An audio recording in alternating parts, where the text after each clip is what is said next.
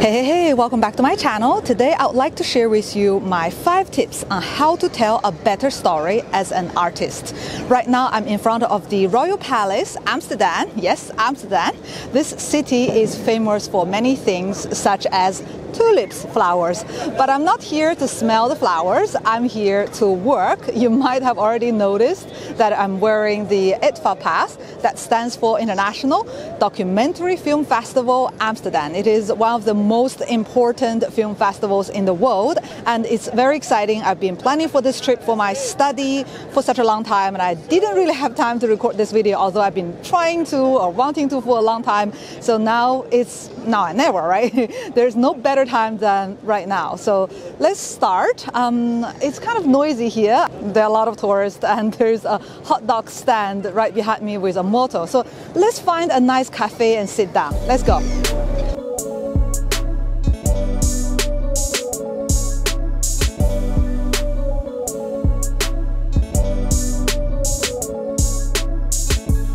Found this beautiful cafe in the Magna Plaza, so I decided to record this video here. Hopefully I'm not disturbing anyone, and I borrowed a flower stand and a plant as my tripod, so thank you, flower, for standing in.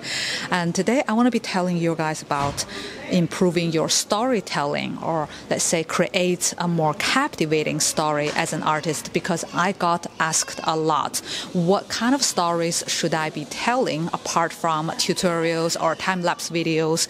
How can I formulate my personal story to the audience on YouTube or on another social media? It could be helpful to borrow something from the film world. I've been studying film studies for like a long time. I've done my bachelor's in film, my master's, and now I'm doing a PhD in documentary filmmaking. Hopefully in this video I'm able to bring you some of the most simple, easy to apply tips and tactics so that you could tell a better story. So without further ado, let's get to work. My tip number 1 is to tell your own hero's journey. I'm not very sure if you are familiar with the hero's journey, but I'm sure you have seen it 1,000 times in Disney cartoons, in animations, many movies follow this very basic formula. It's very simple, so it has 2 parts. The first part, our hero is leaving his home, maybe because he's not recognized by his people, he's pushed away, or maybe simply his parents didn't want him to pursue art, for example. Maybe he came from a non-artistic family and his parents were like, you know, why you want to be an artist? Why couldn't you take a day job or work at the bank like your brother did, or, you know, whatever. So this hero had to leave home to somewhere else to like find his place in the world. And the second part is the return of the hero. So this person go on this very difficult journey, and finally he found his true self and his purpose on this earth. And he returns home to help the people he really cares about. Maybe it's his family, his friends, or his people, right? Like his villagers. And he's able to solve some crisis or improve the lives of many significantly. And this is the happy ending, the hero's journey. And what you can do is to create your own version of the hero's journey. And you don't have to make it a life project, very dramatic. You can make it very simple and miniature. For example, you set off to find your recognition on YouTube. And at first, you're frustrated, right? You couldn't gain subscribers. But after a year or 2 years, you gain 10, 20, 50, 100,000 subs, and you got the recognition. And now it's your time to return to the community to help other artists grow, or mentor other artists who are less fortunate, who don't have necessarily the access or the knowledge to gain the exposure that you did, so that you could give back. And that could be your own hero's journey. Of course, you are the boss, you're the author, right? So you're the hero, so you write your own journey. Tip number 2, use big data in the film industry. I believe the film industry is a lot more transparent than the art world, or if you want to say the art industry. I feel like I'm in the dark when I navigate the art world. But the film world is different, and there are a lot of releases of data that you can use. For example, recently Netflix released some data on how their users interact with and consume their content. So you can use the reports as a reference to kind of create content that users wants to consume. And Think Media, one of the channel I follow, interpreted this data together with some other input from other people, and they made a video. I will leave a link in the description below. You can check it out. And basically, one of the things they mentioned is to use an easy to follow formula to create clickbaiting thumbnails that people want to click.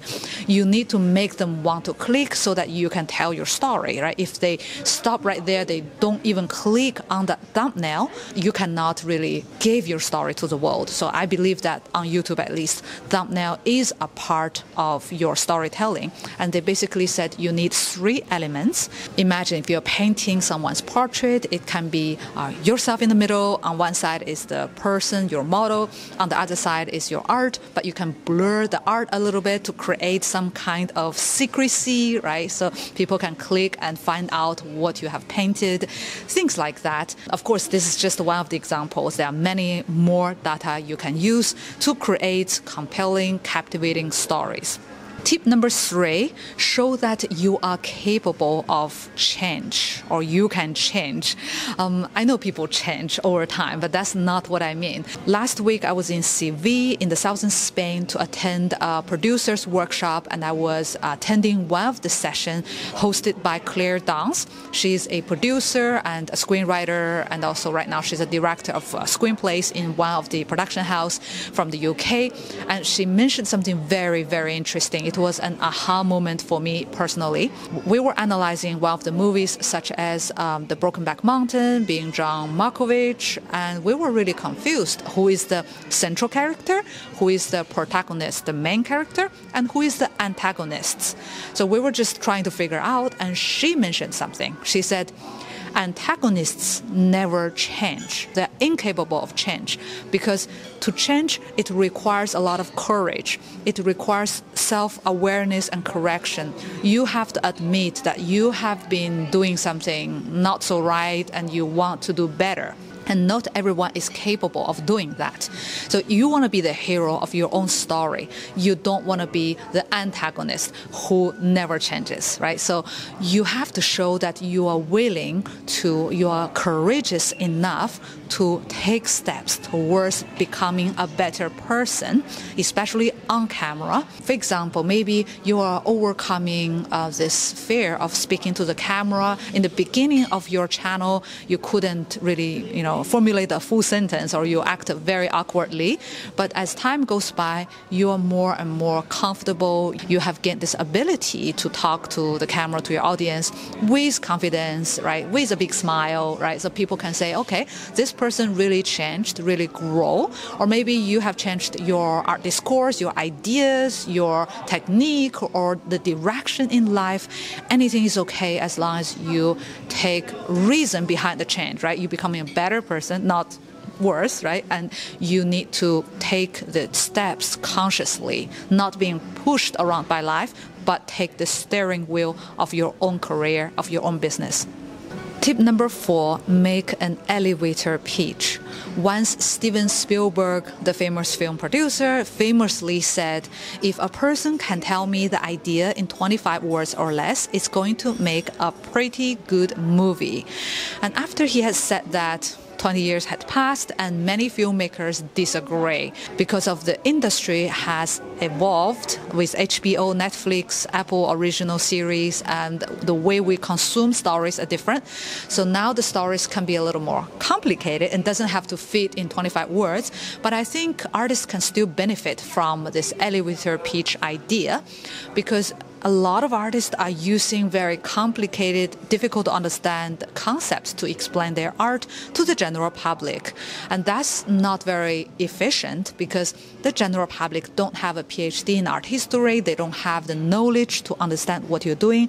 And what you really want to do is to explain to your public in very simple words. For example, on video, you talk 2-3 minutes about your art, about your ideas, and it should make a 7-year-old kid get it. Of course, I'm not saying you should target at kids, but the idea is to make it simple, make it short, make it easy to understand. Tip number 5, think your art journey as a Western film.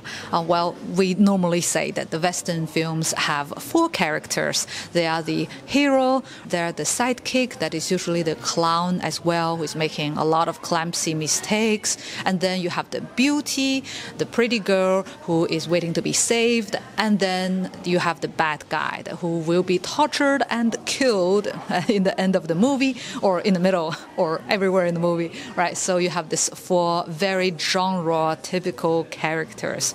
And what you can do in your videos, not every video, but in some videos, to create those kind of characters. It doesn't have to be a real person. You don't want to torture someone on camera, right? It can be a darker side of you, your own inner demon, or it can be just simply a bad habit that you want to defeat, you want to overcome. Maybe it's procrastination, right? You're combating and finally you're able to get stuff done, and you can say, I have defeated this bad guy today on video by making this video, right? Things like that, and you're able to change, you're able to become a better person, therefore gain the recognition and success, and then return home as a hero in the hero's journey. As you can imagine, you can pick from different strategies and combine and use freely to your own benefit.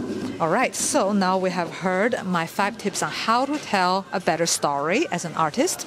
I'm not saying that you should just use the tactics and forget about the heart and the soul. I think the tactics can be useful at times when you are a bit lost. Like you have a story, you just don't know how to get it out. And also when you're practicing those tips, you're also forcing yourself to improve, to change, to think more about the future, such as, the hero's journey, the return. Maybe it's too early to think that, but I think it's good to have a long-term goal to look further than just the next day or next week. All right, so hopefully this video is helpful. If it is helpful, make sure you click like button and subscribe not to miss the upcoming videos. If you want to start a YouTube channel as an artist in 2022, make sure you leave a comment in the comment box below so I could help you brainstorm your channel, or maybe we can help each other grow. Not in a way that is like, click like on each other's videos. I mean, substantially help each other grow and learn new things. All right, that's all for today. Thank you very much for watching. See you in the next video.